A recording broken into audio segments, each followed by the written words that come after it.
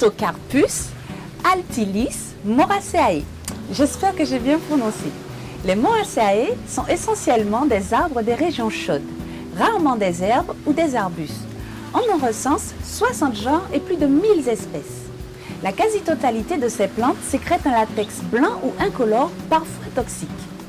Beaucoup sont des arbres recherchés ou cultivés pour leur sécrétion ou pour leur écorce qui, par battage, donne des tissus végétaux. L'arbre à pain est une variété horticole d'une espèce sauvage originaire du sud-est asiatique ou de la Micronésie. On en connaît une cinquantaine d'espèces. Sélectionnés par l'homme, les arbres à pain ont en général perdu leur pouvoir de reproduction par graines. Les Polynésiens reconnaissaient plusieurs dizaines de variétés, dont une seule à graines, le châtaignier.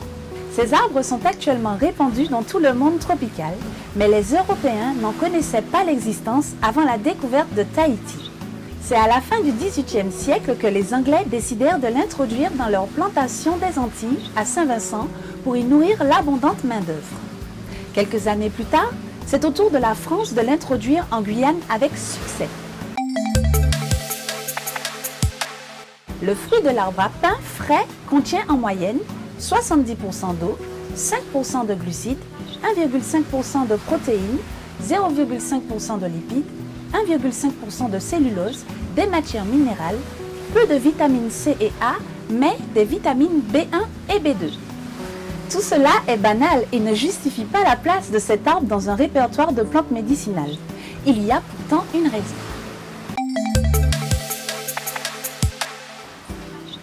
C'est grâce à l'arbre à pain que les Maoris ont colonisé les îles Marquises, ont pu développer une civilisation et ont pu survivre sur ces îles austères au climat très irrégulier, alternant années pluvieuses et grandes sécheresses.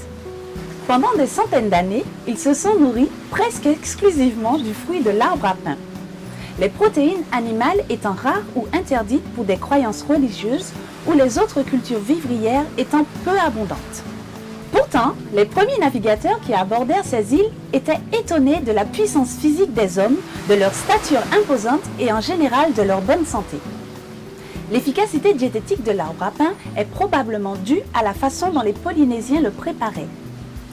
Quand la récolte était abondante, ils procédaient à un ensilage des fruits mûrs.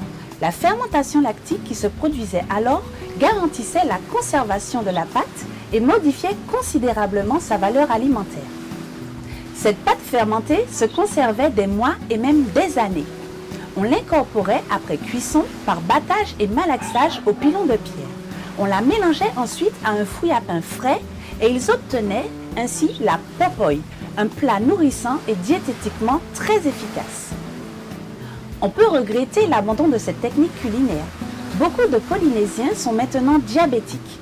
La cause, une alimentation trop riche. Et se demander si une évolution moderne de cet aliment traditionnel ne serait pas souhaitable. Alors, à quand la popoy des îles Marquises dans les rayons diététiques des supermarchés? Le latex sert aussi bien en Amérique du Sud que dans le Pacifique à réaliser des emplâtres sur les entorses, les claquages musculaires ou les contusions. On l'applique directement ou après imprégnation d'une bande de tissu dont on entoure l'articulation douloureuse. La présence de papayotine aide sans doute à la résorption des œdèmes inflammatoires. De plus, les feuilles sont utilisées pour faire baisser la pression artérielle. Pour conclure, même si ses vertus médicinales sont peu importantes, l'arbre à pain possède des vertus diététiques importantes et peut remplacer aisément des pommes de terre, par exemple. Voilà, vous en savez un peu plus sur le fruit de l'arbre à pain. Quant à nous, on se retrouve demain pour un autre sujet sur les plantes. À bientôt!